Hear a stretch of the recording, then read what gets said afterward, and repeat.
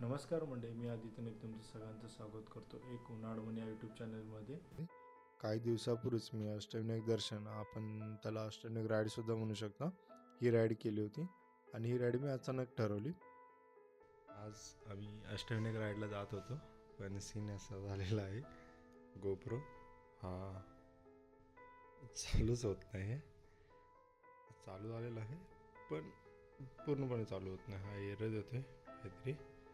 ही आपली फुलझडी फुलवंती रेडी आहे, ही बॅकपॅक्स रेडी आहे. वाजले आहेत सकाळचे 6:20. 20 मिनटं ह्याच्यातच गेली गोप्रो चालू करायला. 6 वाजता निघायचं होतं. आता बघूया कसं होतं. ही राईड मी माझ्या बायकोसोबत केली आणि तिच्यासाठी ही पहिलीच मोठी राईड होती.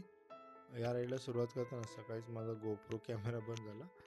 मग ऑन करण्याचा प्रयत्न केला पण तो पूर्णपणे चालू झाला नाही. या नादातच थोडा वेळ गेला आणि घरातून निघायला उशीर झाला.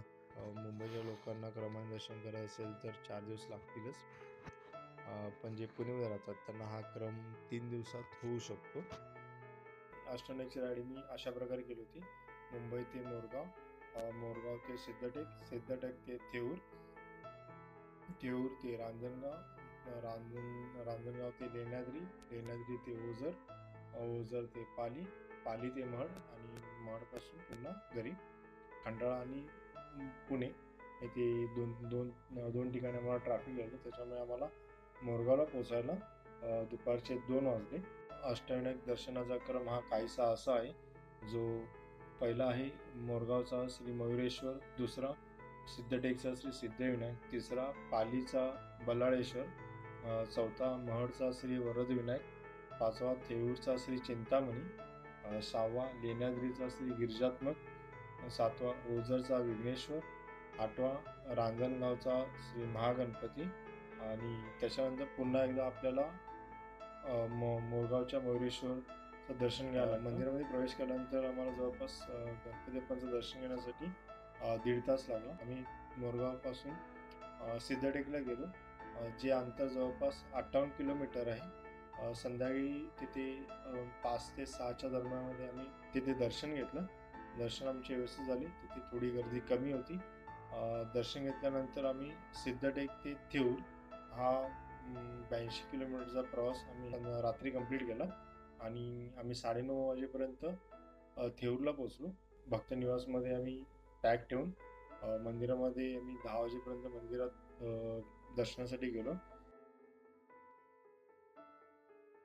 थेऊरचा चिंतामणी. कालच्या दिवशी आमचे 3 गणपती झाले, एक मोरगाव, दुसरा सिद्धटेक आणि तिसरा थेऊरचा गणपती. आता इथून रांजणगाव, त्याच्यानंतर ओझर, लेण्याद्री आणि हा थेऊरचा गणपती, चिंतामणी हे मंदिर आणि ह्याच्यात गणपतीच्या बॅक साईडला हा भक्तिनिवास. सकाळची आम्ही थेऊरच्या चिंतामणीचं दर्शन घेतलं.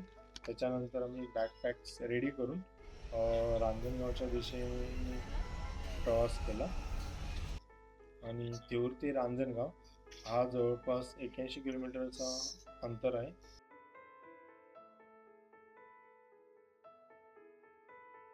रांजणगावच्या महागणपतीचं दर्शन घेऊन आम्ही त्याच्यानंतर लेण्याद्री, रांजणगाव ते लेण्याद्री हा 74 किलोमीटरचा प्रवास. लेण्याद्री गणपतीचे दर्शन घेण्यासाठी तुम्हाला 200 पायऱ्या चढून दर्शन घ्यावं लागतं. तिथं गुहा आहे. ओके.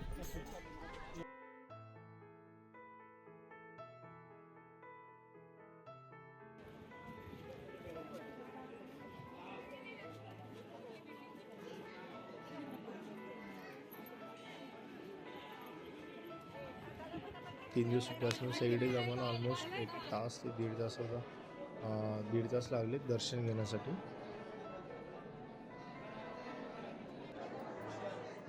आम्ही तिथेच लेण्यांमध्ये थोडा वेळ बसून तिथून निघालो. तिथून मग आम्ही ओझरला आलो. ओझरला आम्ही संध्याकाळी 5 ते 6च्या दरम्यान ओझरला आलो.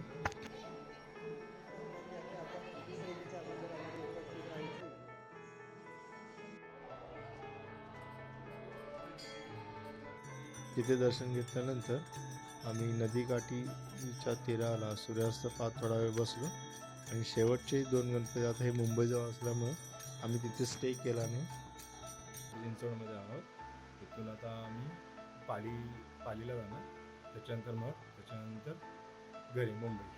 काल आम्ही ओझरला न थांबता आम्ही 2 दिवसाचा प्रवास करून आम्ही पिंपरी चिंचवडमध्ये आलो. तिथून आता आम्ही 2 ते 2.5 तासाचा प्रवास करून पालीला जाणार. पालीवरून मग महाड हे बरं होतं, कारण डायरेक्ट ओझरवरून पालीला यायला 4.5 तास दाखवते. मग आम्ही काल रात्री आमचं ओझरला 6 वाजता दर्शन झाल्यानंतर आम्ही 2-2.5 तास ट्रॅव्हल करून आम्ही इथे आलो, कारण आता आम्हाला इथून जायला बरं. सकाळी तिथून आम्ही लवकर निघालो. मी आम्हाला पालीचा बल्लाळेश्वरच्या इथे पण लवकर पोचलो आणि तिथे दर्शन घेऊन मग आम्ही महडचा जो शेवटचा गणपती महडचा वरद आहे तिथे पोचलो.